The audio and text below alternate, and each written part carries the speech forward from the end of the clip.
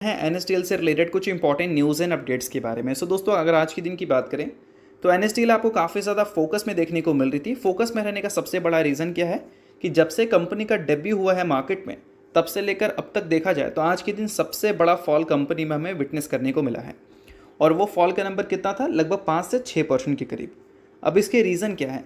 कल के दिन कंपनी के Q1 के रिजल्ट हमें देखने को मिले और रिजल्ट अगर देखा जाए तो वीक हमें देखने को मिले। प्रॉफिट के मामले में तो चलो फिर भी ठीक थे, बट रेवेन्यू के मामले में अगर हम देखें तो कंपनी के नंबर्स हमें अच्छे देखने को नहीं मिले। और डेब्यू के बाद इस कंपनी की परफॉर्मेंस हमें काफ़ी अच्छी खासी देखने को मिली। तो यहाँ पर इन्वेस्टर्स की जो एक्सपेक्टेशन थी रिजल्ट से, वो अच्छी की थी और वो चीज़ कंपनी रिपोर्ट नहीं कर पाई। इस वजह से एक रीज़न मिल गया प्रॉफिट की बुकिंग का, और वही चीज़ आज के दिन हमें एनएसडीएल में विटनेस करने को मिला है। अब देखो दोस्तों, कुछ दिन पहले ही मैंने आपको बताया था कि एनएसडीएल की जो सबसे बड़ी कॉम्पिटिटर है सीडीएसएल, उन दोनों का अगर वैल्यूएशन देखें तो एनएसडीएल 70 के ऊपर की पी पे दिख रही है और सीडीएसएल 60-70 के पी पे दिख रही है। ठीक है, तो एनएसडीएल का जो वैल्यूएशन है वो क्वाइट एक्सपेंसिव है सीडीएसएल के कंपैरिजन में। तो यहाँ पर एनएसडीएल के जो अपकमिंग रिजल्ट हैं वो काफ़ी ज़्यादा मैटर करेंगे कंपनी के वैल्यूएशन को जस्टिफाई करने के लिए, और वही कंपनी ने ख़राब रिपोर्ट कर दिया। इस वजह से कंपनी में आज के दिन एक करेक्शन हमें विटनेस करने को मिली है। और देखो, मैंने आपको पहले भी बताया है कि कोई भी कंपनी जब लिस्टिंग गेन अच्छा खासा दिखाती है तो अगले 6 महीने में जो उस कंपनी में मूवमेंट हमें देखने को मिलता है वो कंप्लीट उसके वैल्यूएशन के बेसिस पे ही दिखता है। अगर बड़ा नाम है तो लिस्टिंग गेन तो हमें अच्छा मिल ही जाता है, क्योंकि काफ़ी सारे लोग उससे जुड़ना चाहते हैं।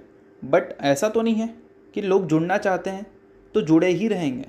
वो जुड़ना चाहते हैं क्योंकि उनको प्रॉफिट दिखता है, और जब वो प्रॉफिट वो बना लेते हैं और एक रीज़न उनको मिल जाता है तो वो प्रॉफिट को निकालना भी जानते हैं। ठीक है, तो अल्टीमेटली यहाँ पर वैल्यूएशंस बहुत ज़्यादा मैटर करता है। और अब सिनेरियोस आप थोड़ा अच्छी तरह से समझो। टाटा टेक्नोलॉजीज़ की अगर हम बात करें तो नो डाउट ये काफ़ी बड़ी कंपनी, आप सभी को पता है। लिस्टिंग गेन उसके भी हमें काफ़ी ज़बरदस्त देखने को मिले थे, परफॉर्मेंस भी काफ़ी अच्छी थी। बट उसके बाद क्या हुआ? टाटा टेक्नोलॉजी अपने पीयर्स के कंपैरिजन में जो वैल्यूएशन पे ट्रेड कर रही थी वो सबसे ज़्यादा ऊपर था। और वो प्रॉब्लम वाली बात नहीं है। प्रॉब्लम वाली बात ये है कि उसके जो अपकमिंग रिजल्ट हैं वो अगर हमें अच्छे देखने को मिलते हैं तो वो वैल्यूएशन जस्टिफाई हो सकता था।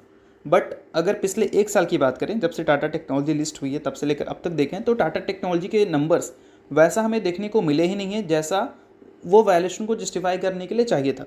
तो उसके बाद आपने देखा है कि टाटा टेक्नोलॉजी पिछले 1 साल में लगातार नीचे आ रही है। क्यों नीचे आ रही है? क्योंकि वैल्यूएशन जस्टिफाई कंपनी के नंबर्स नहीं कर पा रहे हैं। तो वही चीज़ आज के दिन आपको सीडीएसएल नहीं, एनएसडीएल में विटनेस करने को मिला है। तो इस वजह से एनएसडीएल में आज के दिन गिरावट आपको विटनेस करने को मिली है। तो आई होप आपको ये सारी चीज़ें क्लियर हो गई होंगी। सभी चीज़ें मैंने डेटा के बेसिस पर बताई है, कोई रिकमेंडेशन मैं आपको नहीं दे रहा हूँ। आप खुद से रिसर्च और एनालिसिस भी कर सकते हैं।